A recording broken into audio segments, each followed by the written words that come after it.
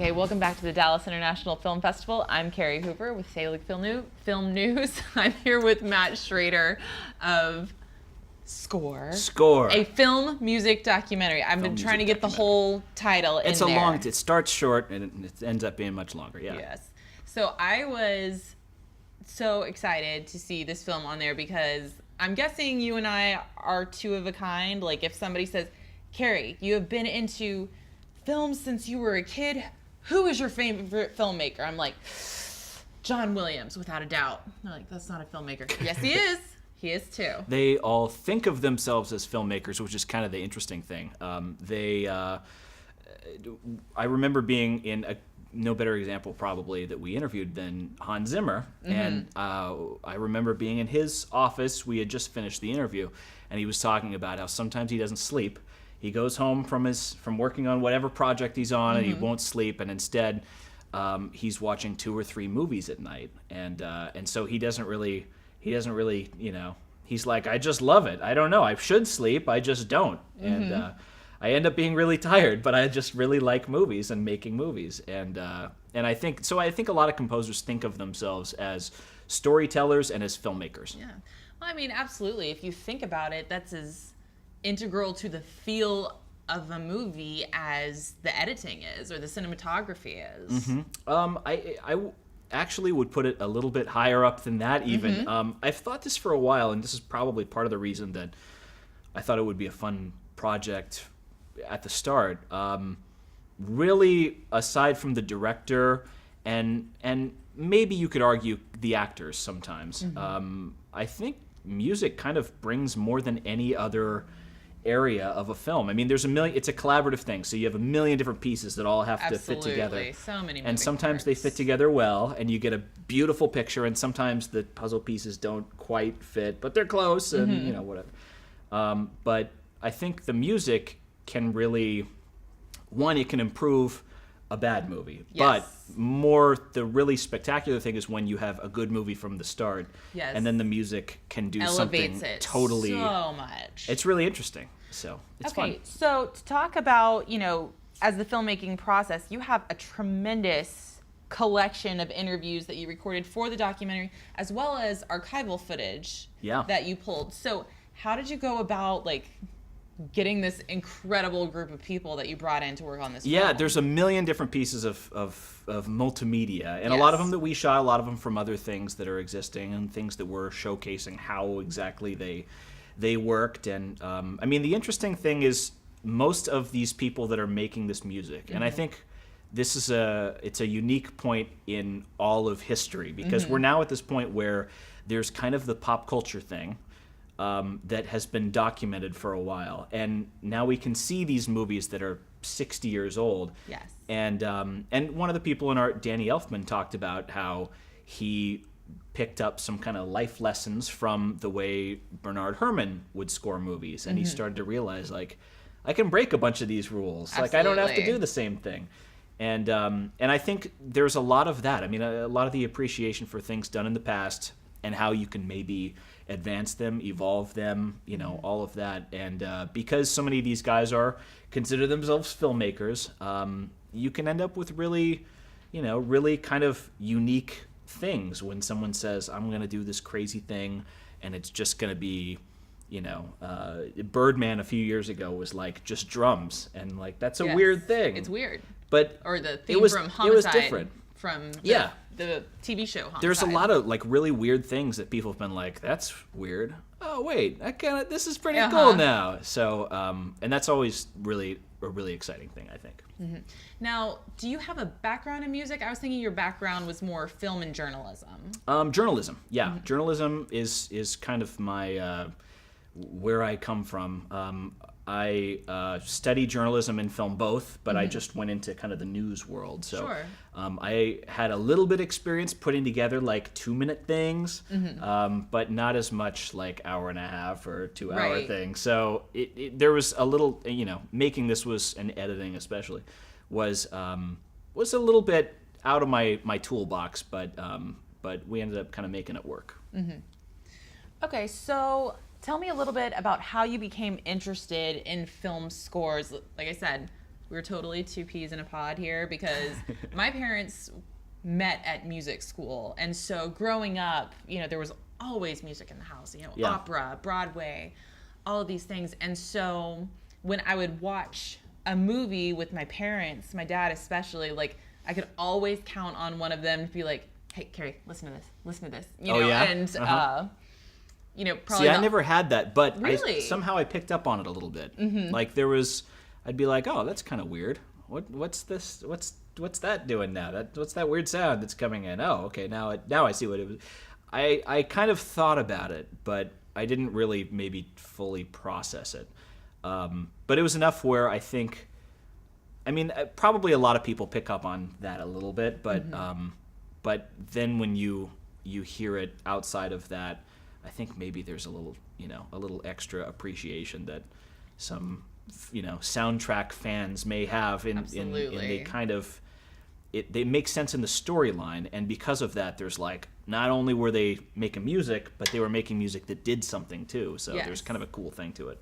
Okay, so I don't know how you look at film music, but for me, the film composer in a movie like Jaws, there is the very famous like ba-dum, or in James Bond, ba-dum, ba-da-da-da-da.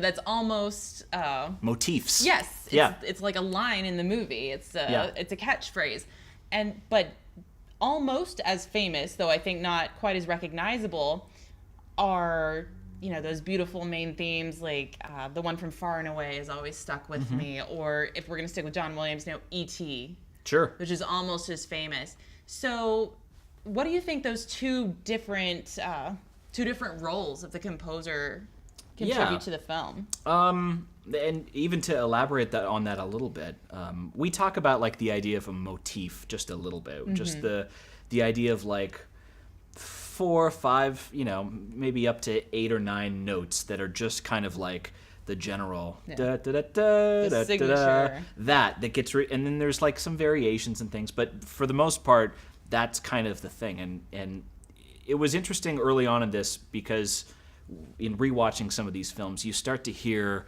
early on the composer that's kind of laying the groundwork for the big payoff later on. So it'd be like da da da da da da da, and then something dramatic would it didn't quite finish the musical sound of that, but it kind of still familiarizes the audience with it. So then when it comes back later on, it's like the big moment of triumph or whatever.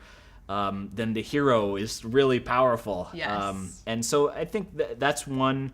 The motifs are something that really became really popular, I think, with John Williams.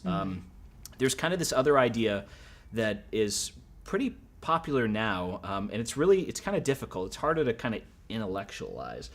But Thomas Newman's really kind of famous for this, is kind of laying this soundscape out, and kind of it kind of paves a certain, he builds on top of that, but he's creating almost a world in the music in and of itself. Absolutely.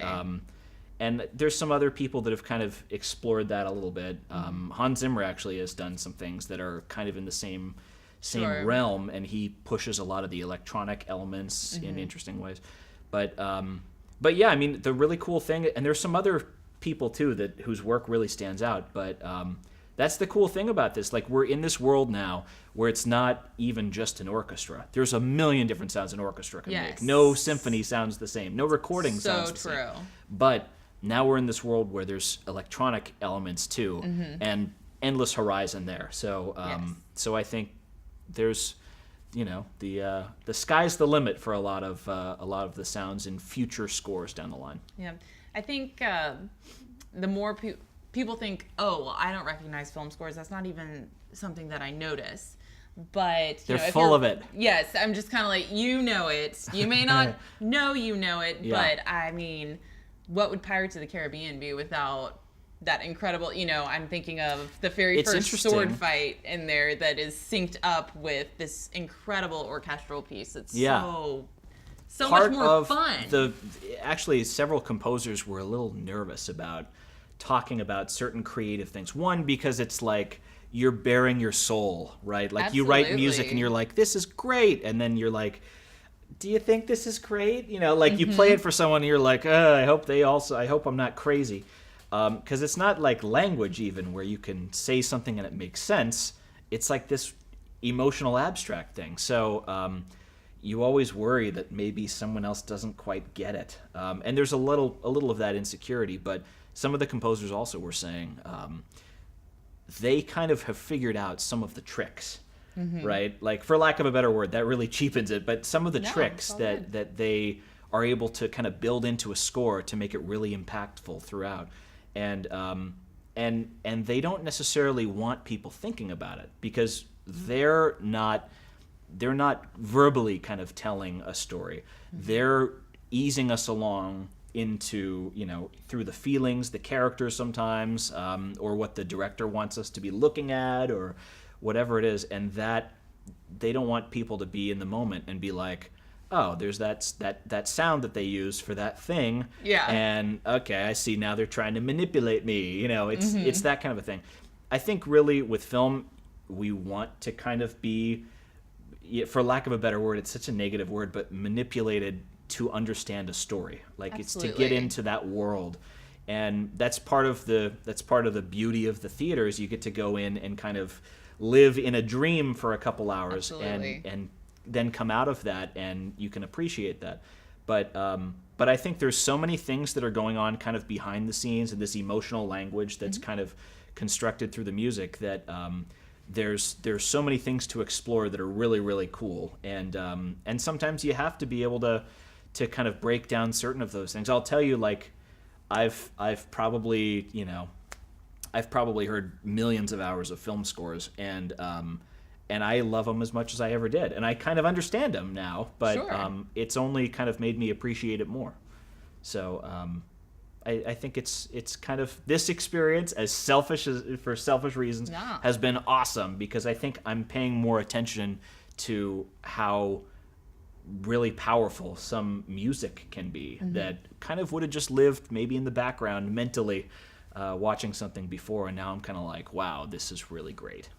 Yeah, I like what you said earlier about how it can take a movie that's already good and change how you see it emotionally. Like when you said that, the first one that came to mind was, for me, was Chariots of Fire. Yeah. Which is a lovely movie.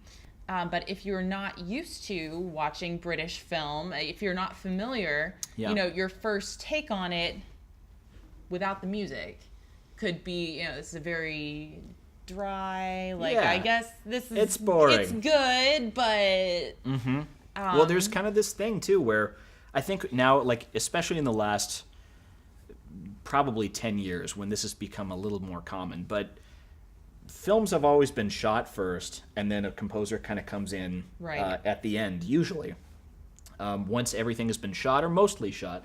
And it's kind of like, okay, here's what I'm thinking, composer. We have this, I'm telling this story.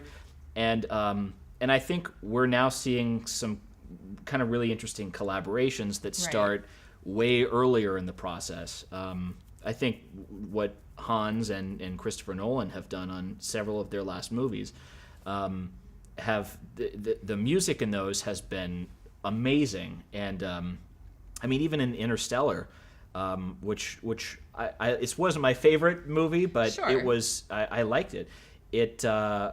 Hans was talking about how musically that's the only film he's ever done where he felt like, this is all I have to say on the matter. Like I got to the point where, yep, this is it. I'm expressing musically what I wanted to achieve, and I got there, and I'm happy with it. And a lot of the other things you come back to later on, you're like, I wish we'd had more time for that scene. Right. Because it's we were going to come back to that, and then we didn't have time because we got bogged down with this. But if you look at Interstellar, the music from that, I feel like that's arguably the best part of the entire film. And there was like some things with the mixing. It was hard to hear some dialogue because it was turned up so much. Yeah. But it's really powerful music too, and the soundtrack's great. So, but it's interesting. I mean, each film's different and has a different flavor to it, and it's cool to be able to see all of these different interpretations of what a story could or should be from both a director and also from a composer, and it tells a much more complex and interesting story. So Is there a particular, I mean, I could probably pick your brain about this all day. We could exchange. But is there a particular film score that, you know, will always be the one that stands out for you? Like, oh, this was, when I was a child, this was the first movie that just transported me, and the score was part of that. Like, for me, it's Hook.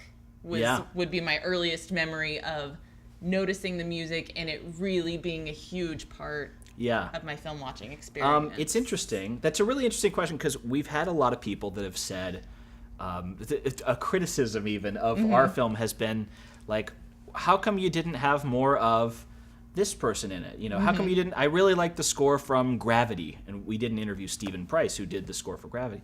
They've said, how come you didn't interview him? He has written some of the best music ever. And we started to realize it's great, not to put that down at all, because it's great music. But we started to realize that this is a world where everyone has their favorites, and they're different. It's not like a pop charts thing where you can be like, the king of pop is Michael Jackson. Right. This is like, we all maybe know John Williams is up there, and Hans Zimmer's up there, and a few others that are up there. But there's a lot of the other scores that kind of, you know, that people have watched movies of. They're their favorite movie for a lot of different reasons. And everyone kind of thinks like, this is the score that changed my life, and it must have had the same impact on everyone else too. And there's something kind of really interesting there, but I think it speaks a little bit to how different the different views on that are. Because we had people contacting us as we were making it saying, I hope you get this guy, and he's only done like video game scores, and they're great again, but it's a different genre. beast, you know, that they're writing music for.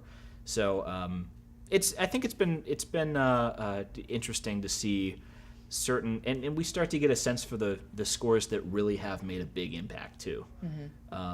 And a lot of them are the ones you'd expect, but it's a shame. Sometimes there's a great score, and the film's kind of and you know, it's a business decision. You know, it's not gonna sell many records, so it's, you know, sometimes they don't ever put out a soundtrack for it or something like that.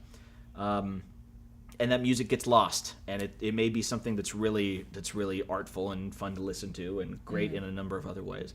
But you know, it's a interesting thing, because it is an evolving industry. Absolutely. It's always current. It's always modern, because it's at the cusp of these things.